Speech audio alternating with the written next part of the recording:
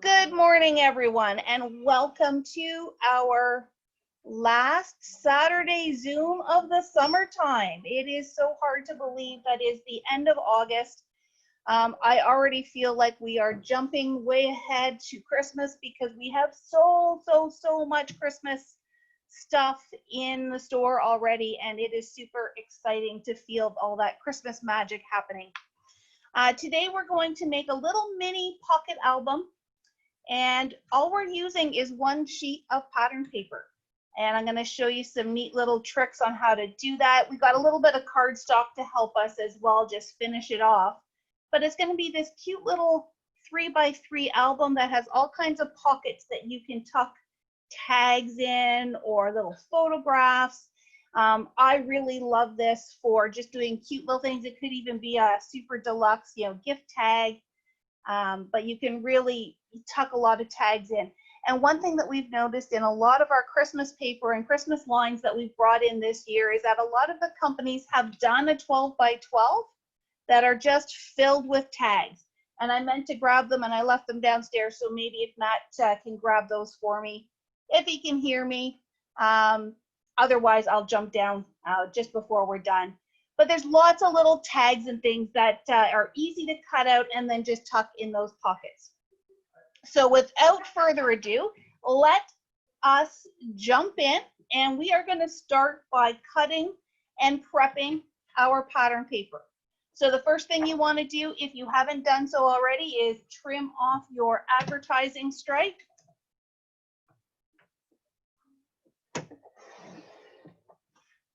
Oh, I missed a little bit, so I need to sliver it a little bit more.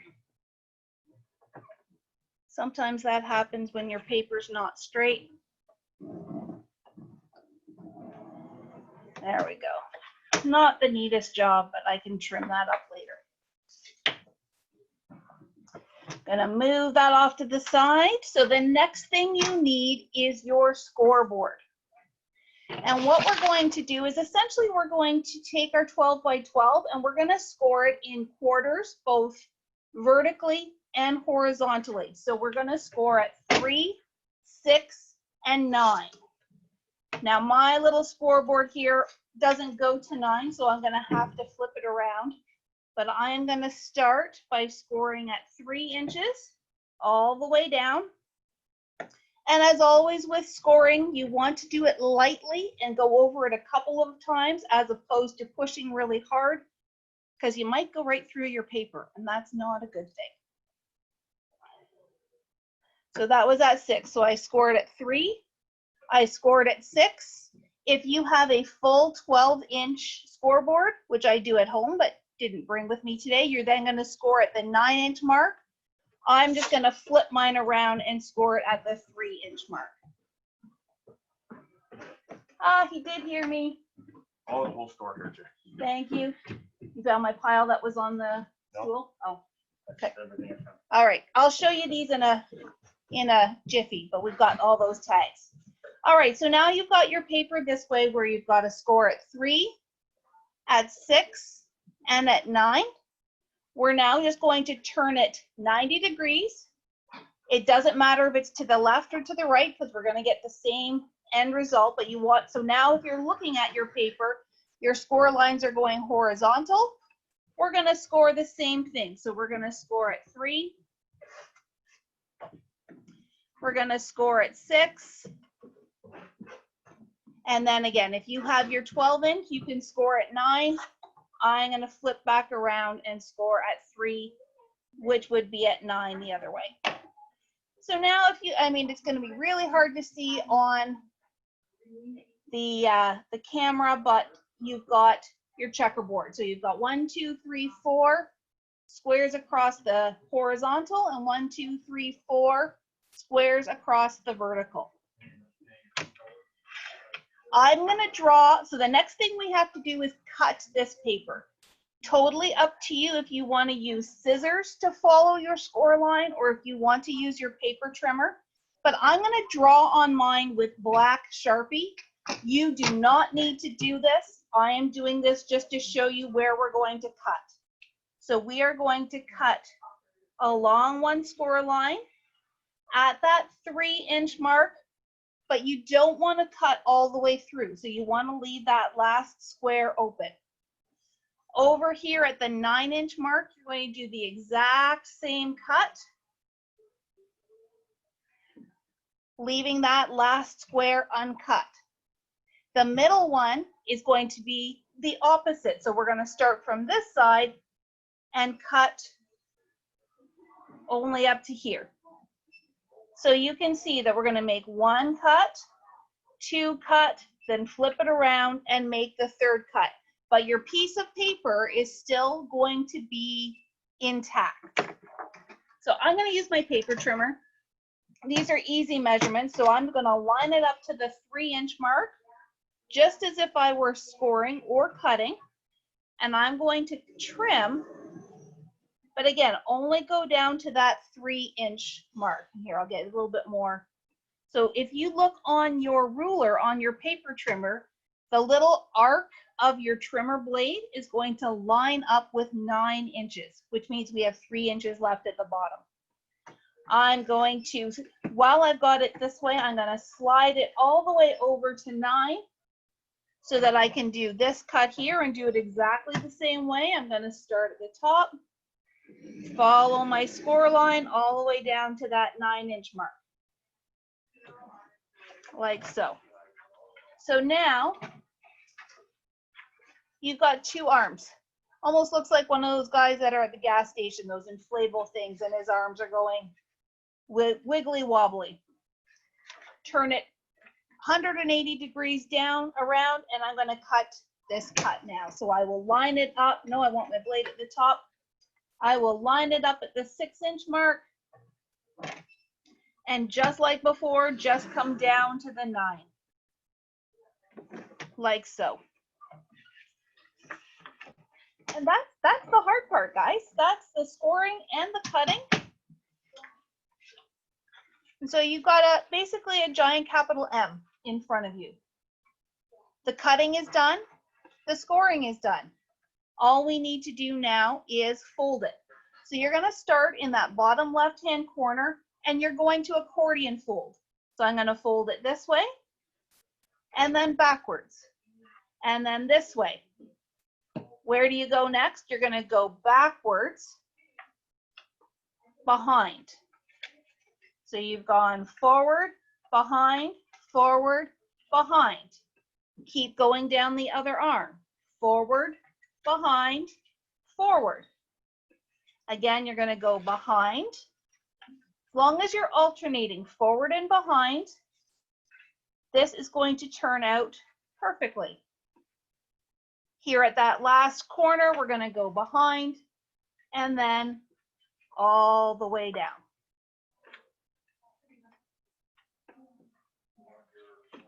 And look, your little book is coming together super easy. And now this is why I recommended that you have random patterns, because of how we folded that. If you certain pages of these would then be sideways. So if you had Santas or I'm in Christmas mode, so candy canes, everything that were all in one direction on your paper. When you make your little book, they could end up sideways or potentially even upside down.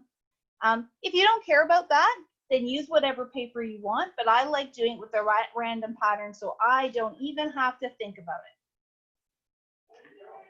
All right, so your base is now set and ready to go. We just need to do the finishing bits to put it together. So I had also asked you to cut a piece of coordinating cardstock, and I'm just going to get my instructions out here, measuring 3.5 by 6 3/4. My little sample one here was a little bit smaller than that, and I decided to tweak it upwards so that we had something a little bit bigger and it'll nest kind of inside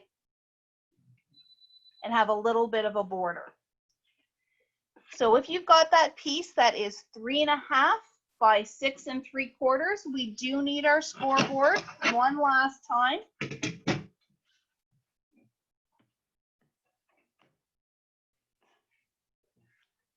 And what we're going to do is you're going to put your piece of paper in horizontally, so going across. You are going to score at 3 1/4. Hang on, let me just double check my measurements. That is 3. Let me do it first. Let me just double check. So 3 1/4. And if I rotate it and do 3 1/4, yeah, that's right. Okay, so when you've got your paper in horizontal, you're going to score at 3 1/4. If you wish, you can just do another 1/4 inch after that, or what I like to do to make sure it's even, I flip it around 180 degrees and do 3 1/4 again. So each one of these panels here are 3 1/4 by 3 1/2 with a little 1/4 inch spine in the middle. And again, I'll hear these. And so this is what's going to wrap around our little book, but that gives us a little bit of a border around the outside as well. So with your little accordion, make sure that you have these two last flaps are opening away from you. So the fold is behind. You're going to take your score tape and we're going to attach it right inside our little cover. So I'm just going to take some strips of score tape here, if I can find the start. There we go. I'm just going to do 3 strips across.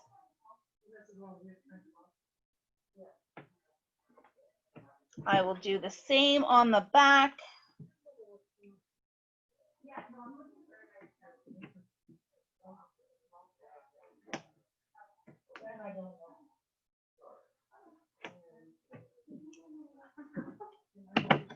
All right, so once again, I've got my 2 little flaps opening away from me, and I am going to nest it inside that cover.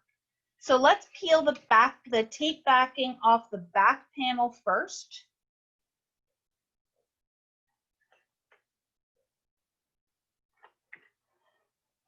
And you want it right against that, that fold, centering it top to bottom. So you're not centering it left to right, you're only centering it top to bottom. And that way we have a little border top and bottom and a little border on the right-hand side. Now, if you take your tape off of your front panel,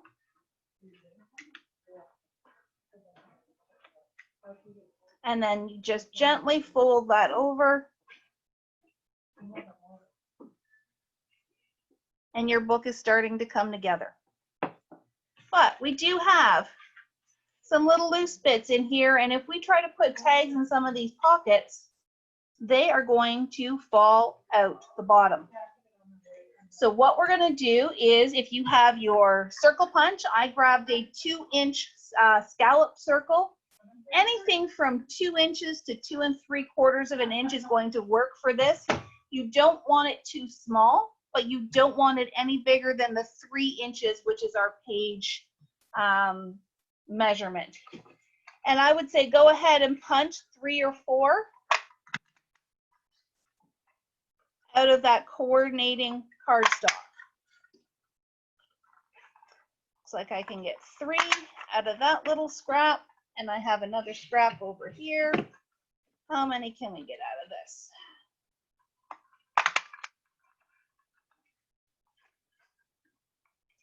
Am I going to be lucky enough to get 3 out of this one too?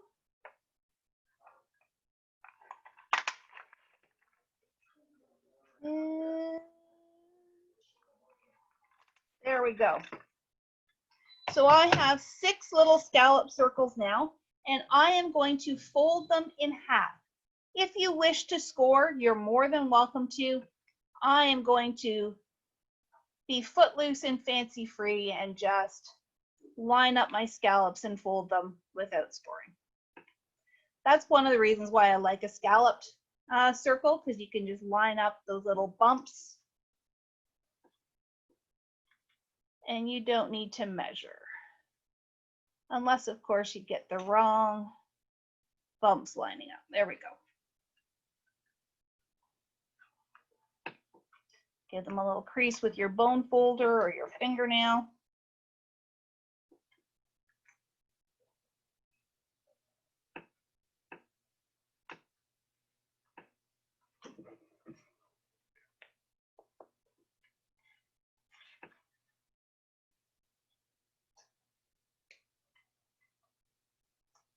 There we go.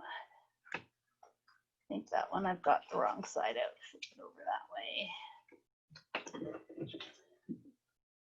All right, 2 more to go.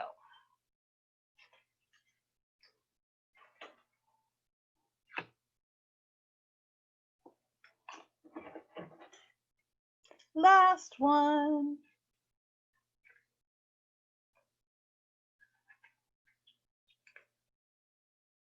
There we go.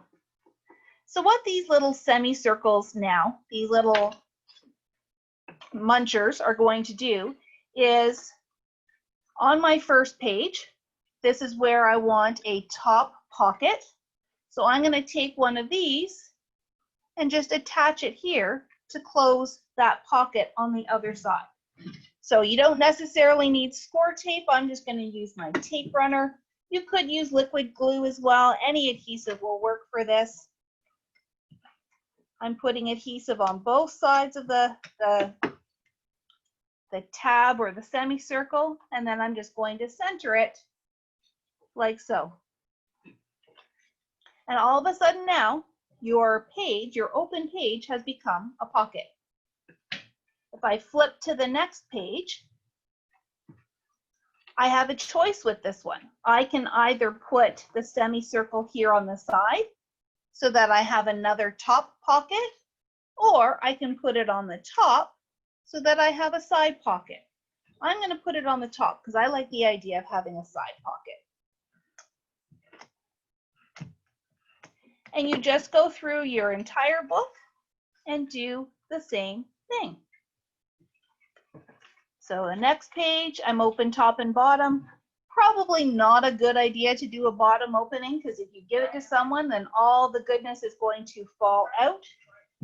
So this one I'm going to put on the bottom again.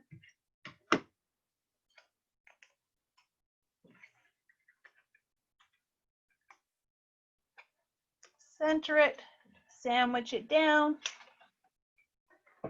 And again, with this one, I could have a side pocket or a bottom pocket, but again, a bottom pocket's probably not a good idea. So I will have another side pocket.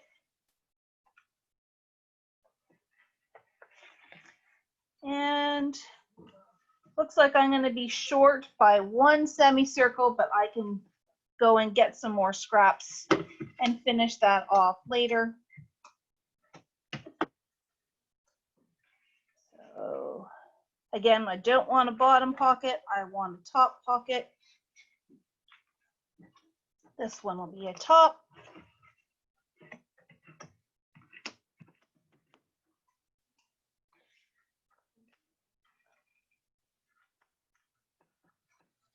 And when I go down back to my scrap bin and able to punch one more, I will put it in that last pocket. Guess what, ladies? That's all there is to it. Now you get to decorate it and bling it up and add pictures and add tags. Now I said I was going to show you some of these tags. So let's start with my little pile here. So Simple Stories, they often will do 3x4 cut aparts, which you can also use. Did I pull? Yeah. So this is from the Simple Stories Vintage North Pole. You've got your 3x4 pocket cards here.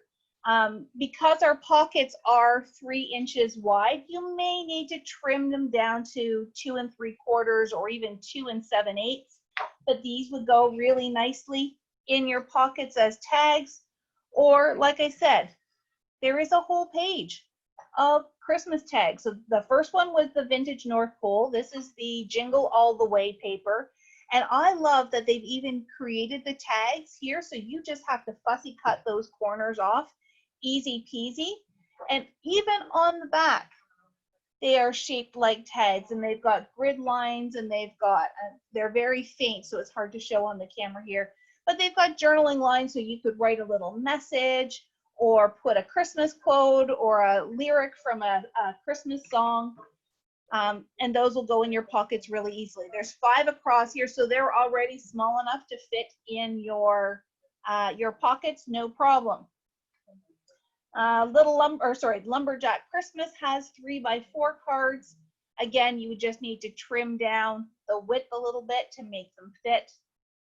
But how cute is that? I mean, I adore this little Santa. There are some super cute Santas coming out this season.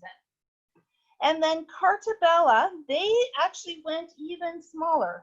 All 3 of these are Cartabella. So this is Hello Christmas. And you can see you get 1, 2, 3, 4, 5, 6, 7. You get 8 tags across the page. So those I would even argue that those might be too small. You might want to mount them on a slightly larger tag to fit in your pocket. But you could absolutely cut them out to fit as decoration on your pages. So that's the one for Hello Christmas.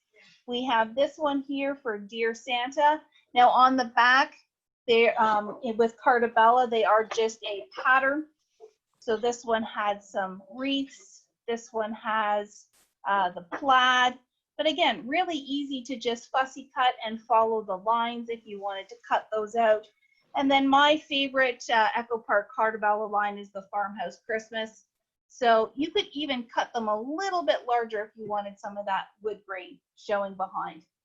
Or if you have a tag maker or you just want to punch some more circles, you can make your own tags and put them in here. It's a great little keepsake item.